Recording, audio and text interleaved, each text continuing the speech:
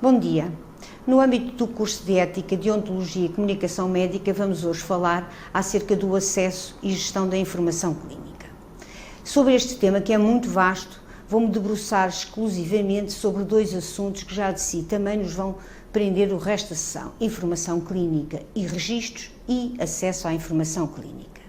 Não pude deixar de encontrar e de vos trazer um artigo do New England, já há mais de 50 anos, que nos traz exatamente esta reflexão acerca do que é os registros clínicos, a memória do médico, o raciocínio clínico, o suporte clínico e legal e a formação e investigação, e para isso a necessidade destes registros. Mas a informação clínica é muito mais do que o registro.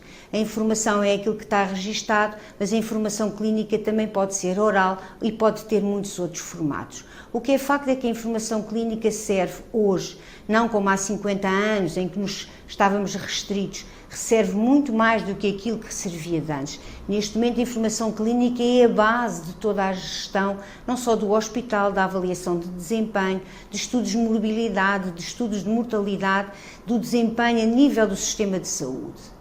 O processo clínico é aquilo que nos traduz a realidade da nossa prestação, é onde fica documentada, ao fim e ao cabo, toda a informação clínica. Esta informação clínica que nós transmitimos ao doente, que recebemos do doente e também aquilo que fazemos e porque é que fazemos. A informação clínica deve ser registada no processo clínico, toda aquela que nós temos, e deve ser registada independentemente da utilização final. Muitas vezes nos perguntam: e o que é que eu devo escrever? Nós devemos escrever tudo aquilo, não só que informamos, que fizemos, porque é que fizemos e a fundamentação de toda a nossa atividade. Os registros do processo clínico têm que ter rigor, clareza e compromisso. Cada vez menos encontramos o compromisso das coisas que se passam. Cada vez mais encontramos um copy-paste de registros feitos ontem, anteontem e a semana passada por outros profissionais, inclusivamente, a transcrição pura e simples de meios complementares, e falta-nos o raciocínio clínico, falta-nos a nossa integração daquilo que são os resultados do processo clínico, no processo clínico, dos meios complementares de diagnóstico, do que observamos e do que tivemos em termos de ponderação da integração de todos estes dados. Algumas coisas nós vemos também documentadas no processo clínico e que não fazem parte dos registros e da informação clínica, nomeadamente valorações em relação aos subjetivos, em relação a familiares, assim como em relação à própria organização ou até a próprios colegas. Outra das questões que é muito debatida hoje e que nós temos que contrariar são as siglas. Para além do copy-paste, as siglas são um problema. Nós temos várias siglas que são inerentes às especialidades e nós temos o OE/OD, que o OE/OD pode ser ou o ouvido ou o olho ou pode ser o ovário, dependendo da especialidade. Temos que ter um banco de siglas em cada instituição, em cada organização, que nos permita saber a cada instante o que é que efetivamente quer corresponder qualquer uma daqueles registros. Nós hoje temos, contrariamente àquilo que eram há uns anos atrás, em papel e só em papel, nós hoje temos uma informação clínica que está dispersa e que anda em todo o sistema e na plataforma dos dados da saúde, e que todos os médicos que concorrem de alguma maneira para a prestação de cuidados em relação a este doente, estes têm acesso a esta informação clínica que nós documentamos no processo clínico. Um médico no Porto pode, se tiver este doente à sua frente e tiver sob a sua responsabilidade, seja um médico de família, um médico num hospital, numa situação de urgência, pode aceder a toda a informação clínica que eu disponibilizei no hospital em Lisboa, ou seja em Faro, seja como for. Portanto, aquela informação clínica que antes estava fechada dentro de um arquivo, neste momento está dispersa e tem um acesso muito maior. Tem só dentro da Rede Nacional de Saúde, mas também tem, e só para vos dar uma ideia, todos os meses são pedidas cerca de 900 a 1000 informações clínicas dentro do Centro Hospitalar de Lisboa Central, e esta informação clínica que é pedida é para todas as entidades. Portanto, a informação clínica circula hoje de uma forma muito mais ampla do que circulava aqui assim há décadas atrás. Não nos vale a pena dizer a importância dos registros que são não só a informação, mas nem toda a informação está registada, mas temos que registar toda a informação para termos efetivamente não só uma boa governação clínica, uma boa gestão e, certamente, e também um bom financiamento.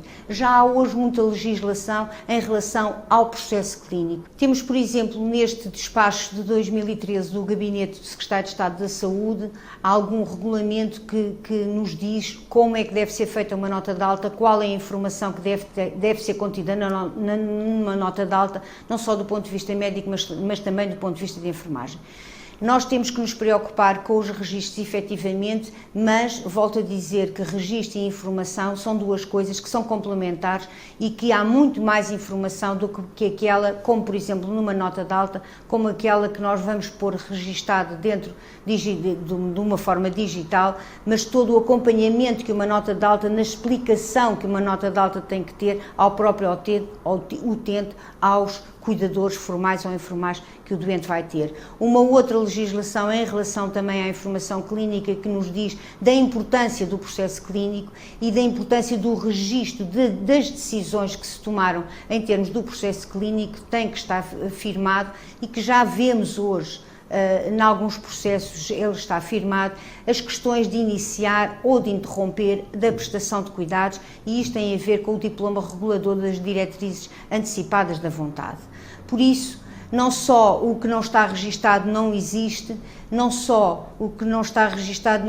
mas também que tem que ser complementado com a informação, e nós temos que ter a certeza de que aquela informação que é o doente estar consciente do que está, da sua situação, consciente de ter as respostas às suas dúvidas e às suas questões, está garantida. O acesso à informação clínica, a segunda parte da aula de hoje, ou deste tema tão vasto, está suportado o acesso por uma legislação que não é de agora, que já há muitos anos nós temos. E começa na Constituição da República Portuguesa, só para vos dizer que toda esta questão hoje do acesso à informação clínica ou do acesso a dados pessoais não é uma questão de agora, é uma questão que já está contemplada em muitos documentos de há muito tempo. E a Constituição da República Portuguesa já nos dizia, falava-nos da reserva à intimidade da vida privada. Depois disso houve uma jurisprudência que nos veio dizer que o estado de saúde faz parte da proteção do direito à reserva da intimidade da vida privada e, portanto, estaria sempre garantido, esta garantia desta reserva e deste acesso tem que estar contemplado. Este mesmo documento já nos fala da utilização da informática e diz-nos que é proibido o acesso a dados pessoais e de terceiros. Portanto, já nesta altura se nos dizia, cuidado, porque não é possível o facto de hoje ser mais fácil, porque temos dentro do acessos informáticos. Outra legislação que também é muito importante e que vos deixo aqui assim como referências que poderão depois consultar, e sendo aquilo que nós médicos temos que ter presente no que diz respeito a que diz-nos diretamente respeito à nossa atividade. Uma lei muito importante, a Lei da Informação Genética e da Informação em Saúde de 2005, da proteção dos dados pessoais e do acesso à informação administrativa. Outras duas que estão aqui assim, que é o Regulamento Arquivístico para os hospitais e em relação ao património arquivístico.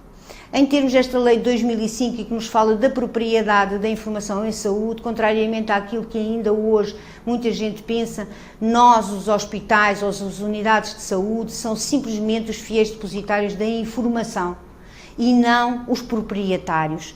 A titularidade dos dados é o doente. E não são os familiares nem os herdeiros, mas o doente, a pessoa singular é que é o titular dos dados. A informação em saúde é do doente. E nós somos fiéis depositários com grandes responsabilidades. E estas grandes responsabilidades têm, acima de tudo, saber que nós temos que guardar um processo clínico e a informação em saúde para sempre. A conservação é permanente. Nós não temos alternativa. Temos que guardar todos os processos clínicos, toda a documentação, seja ele em papel, seja ele em qualquer outro sistema, tem que ser sempre guardado. E ele tem que ser guardado com integridade, segurança, confidencialidade e privacidade. Nós não podemos ter arquivos abertos, não podemos ter processos clínicos sem qualquer segurança e ao dispor de qualquer pessoa. É da nossa responsabilidade, das unidades de saúde, quem são os depositários desta informação, garantir que os acessos são realizados de acordo com a lei. E o acesso à informação hoje está muito bem regulado. Nós não podemos dar a informação a quem queremos, enquanto profissionais ou enquanto instituição. Tem que haver um consentimento. O consentimento primeiro é o consentimento do próprio doente. Tem que ser apurada a vontade do titular daquela informação para saber se concorda, se consente que a informação seja disponibilizada. E esta informação pode ser disponibilizada, seja para que finalidade for, desde a investigação, à formação ou a qualquer outra entidade. É evidente que nem sempre é fácil nós termos esta informação e muitas vezes esta situação de necessidade de informação. Existe já legislação que nos vai ajudando, não se calhar completa, mas que já nos vai ajudando a podermos perceber quando é que nós, para além da legislação base, vá lá, daquilo que é a regra base, para além disso, quando é que nós podemos, quais são as exceções que nós podemos disponibilizar esta informação. A informação, esta lei fala-nos de uma forma já muito detalhada quem é que tem acesso e quando é que esta informação está disponível, pode estar disponibilizada. Mas melhor do que na lei, nós, enquanto médicos, temos o Código Deontológico da Ordem dos Médicos de 2016, em que nós temos de uma forma muito clara e que, ao fim e ao cabo, acaba por resumir todas estas informações das legislações e da Constituição e consegue resumir no artigo 39, por exemplo, o que é a informação médica e do processo clínico. O processo clínico, e aqui é muito claro, o processo clínico só pode ser consultado por um médico incumbido da realização da prestação de saúde. Quer dizer, eu não posso ir consultar os processos clínicos porque sim, por mera curiosidade, porque me pediram, por curiosidade de outros ou porque quero fazer utilização dos dados desse processo clínico. E eu tenho que estar envolvido na prestação de cuidados àquele doente para ter acesso e para ter direito a fazer esse acesso e a utilizar essa informação clínica. É evidente que nós temos situações de investigação epidemiológica, clínica, genética e outras que têm regulamento que nos vai permitir podermos utilizar sobre outras formas e com segurança esta informação.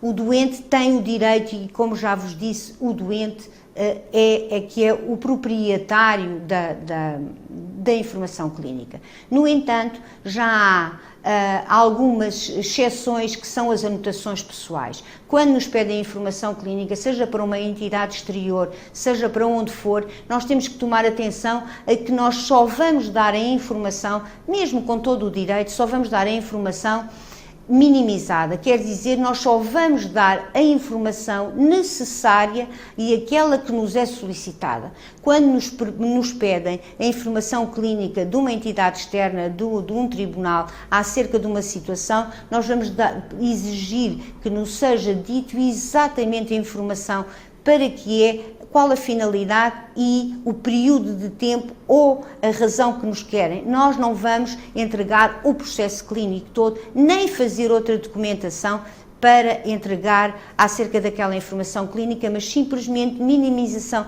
dos dados e expurgar as notas pessoais do médico assistente. As notas pessoais são propriedade do médico, mas são as anotações, e isto devia ser muito bem distinguido entre o que é o processo clínico do que são as outras anotações. Desta forma, entendemos que não podem haver bases de dados artesanais ou domésticas e que cada um de nós não pode fazer utilização e criar bases de dados para fazer como quiser. Em relação ao acesso, além desta legislação de 2005 e do Código Deontológico da Ordem dos Médicos, que também já nos fala disto, nós temos a legislação própria em relação ao acesso, que já tínhamos em 2016, do uso ilegítimo de informação, e isto é extremamente importante, do uso, e todos os documentos nominativos que são comunicados a terceiros têm que estar de acordo com a lei. E, por último, e que todos nós já de certeza absoluta tropeçámos durante estes últimos tempos em relação ao Regulamento Geral de Proteção de Dados, o Regulamento Geral de Proteção de Dados foi um documento que foi elaborado na União Europeia em 2016, que entrou em vigor em 2018 e que hoje preocupa muito todas as pessoas porque reforça os direitos dos titulares. O Regulamento Geral de Proteção de Dados, ao fim e ao cabo, e de uma forma muito simplista, e porque não sou jurista, de uma forma muito simplista, vem acrescentar pouco àquilo que nós devíamos fazer por rotina e por cultura. Se toda aquela legislação que nós já temos desde a Constituição da República Portuguesa, a toda a legislação que já vos apresentei em termos genéricos, se tudo aquilo já fosse cumprido, o Regulamento Geral trazia pouco mais a cumprir. Preocupa-nos porquê? Preocupa-nos porque, para além de nos dizer tem que se cumprir, para além de nos dizer temos que cumprir, saíram as leis de execução agora em agosto, e as leis de execução em agosto aquilo que nos trazem é a penalização do não cumprimento da proteção de dados pessoais.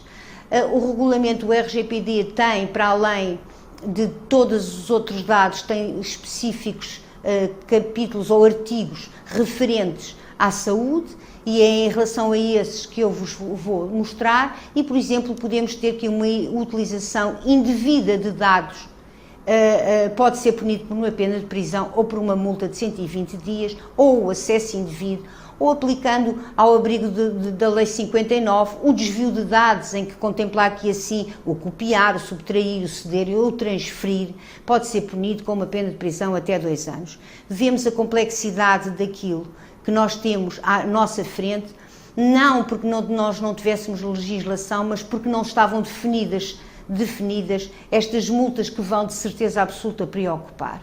Quero-vos transmitir e deixar aqui assim uma mensagem que espero que levem de tudo isto. Leiam esta legislação, que é fácil, o Código Deontológico, que resume e que está muito bem definido em termos médicos, do médico, do que pode, do que deve e do que tem que fazer, mas acima de tudo o dever da informação, informar o doente, informar no sentido de conseguir transmitir tudo aquilo que é necessário a uma boa prestação, e o dever do sigilo. Deixo-vos 3 casos práticos, porque vão ficar com os slides e, portanto, não nos vamos debater em relação a estes casos práticos, mas são situações concretas que eu tive dentro do encarregado de proteção de dados e com o gabinete jurídico, e que são situações que saem um bocadinho fora daquilo que é o habitual, mas que são pedidos de informação clínica do dia a dia.